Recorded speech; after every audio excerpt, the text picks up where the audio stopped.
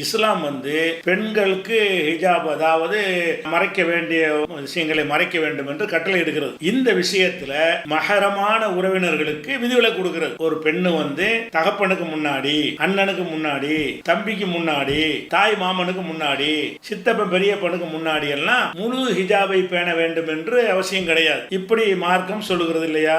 இதுல அவர் கேள்வி கேட்கிறாரு, இந்த பெண்கள் மகரமுக்கு மட்டும் தனி சலுகை கொடுத்து வச்சிருக்கு மார்க்கத்துல. நம்ம உலகத்துல பாக்குறோம், மகரமான ஆட்கள் தானே தப்பு செய்யறாங்க. தந்தையே மகளோட தப்பா செய்யறான்னு நம்ம செய்திகள்லாம் படிக்கிறோம். அண்ணனே தங்கையோட தப்பா நடக்கிறான்னு செய்தியெல்லாம் படிக்கிறோம். அப்படி இருக்கும் பொழுது இந்த மகரமான ஆட்களோடையும் சேர்த்து நம்ம பிரிச்சு விட்டுற வேண்டியதானே?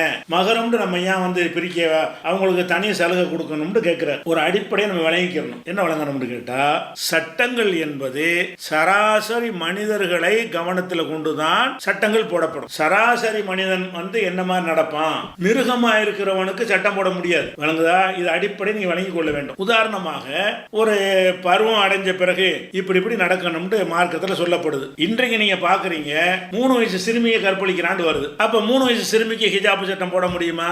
இவன் மிருகம், இவனை மாதிரி உள்ள 4 பேர் இருப்பான். இவர்களை கருத்தில் கொண்டு சட்டம் போட முடியாது. இவங்களை வேற மாதிரி ட்ரீட் பண்ணணும் இவங்களை. அப்ப நம்ம என்ன செய்யறோம்? சிறுமிகளையும் தான் கற்பழிக்கிறார்கள், அதனால சிறுமிகளும் ஹிஜாபை பேண வேண்டும், 2 வயசுல ஹிஜாபை போட வேண்டும் அப்படின்லாம் சட்டம் போட முடியாது. அவங்க எப்ப அந்த பருவ வயசு அடைகிறார்களோ அதிலிருந்து தான் அவர்களுக்கான சட்டம் வரும். ஆனால் பருவ வயசு அடைஞ்ச பிறகுதான் இந்த மாதிரி நடப்பார்கள்னா பெரும்பாலும் அப்படித்தான். பெரும்பாலும் 99% ஆட்கள் ஒரு பருவம் அடைந்த பெண்ணு வரும் பொழுதுதான் அவனுக்கு தவறான எண்ணங்கள்லாம் வரும். அவன் வழிகட்டு போறதுக்கான வாய்ப்புகள்லாம் இருக்கும். அதை தடுத்தோம் என்று சொன்னால் அவன் அந்த தப்பிலிருந்து விலகிக் கொள்வான்ங்கிறது உண்டு. அதே நேரத்தில் என்ன செஞ்சாலும் இவன் மிருகமா தான் இருப்பான் என்பவனை கடத்தில் கொண்டால் ஒரு சட்டம் போட முடியாது. அதே மாதிரிதான் எந்த ஒரு மனிதன், சராசரி மனிதனாக இருந்தால், ஒரு மகளை மகளா மட்டும்தான் பார்ப்பானே தவிர மற்ற பெண் மாதிரி பார்க்கவே மாட்டான். எந்த ஒரு அண்ணனாக இருந்தாலும் கூட பிறந்த சகோதரிங்கிற ஒரு கண்ட்ரோல்ல தான் பார்ப்பானே தவிர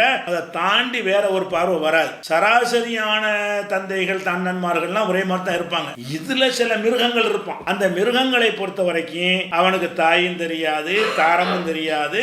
எப்படி தன்னை போதையில் இருக்கிறவன் தண்ணி அடிச்சவனும் இருப்பானோ அந்த மாதிரி ஒரு கண்டிஷன்ல இருக்கிற ஒருத்தன் செய்யறான் என்ற காரணத்திற்காக இப்படி நீ சட்டம் போட்டீங்கன்னா உலகமா இயங்காது. அப்ப பெத்த மகளோடையும் இருக்கிறான்னா எப்படி மகள் அவளுக்கு தாப்பதான் வீட்டில் இருப்பாங்க. வீட்டில் இருக்க முடியாதுங்கிற ஒரு நிலைமை உண்டாக்குனீங்கன்னா எப்படி அவளை வளர்த்து ஆளாக்குறது? அவன் தான் அதுக்கு பொறுப்பாளனா இருக்கிறான். அதனால இந்த மாதிரி ஏதோ ஒரு நியூஸ், ஒரு கிறுக்கு போய் செஞ்சான்னு மிருகம், அதை பார்த்து விட்டு எல்லா தந்தைமார்களும் இப்படி நடப்பார்கள் நினைப்பது பெரிய பயங்கரமான குற்றம் நினைக்க கூடாது.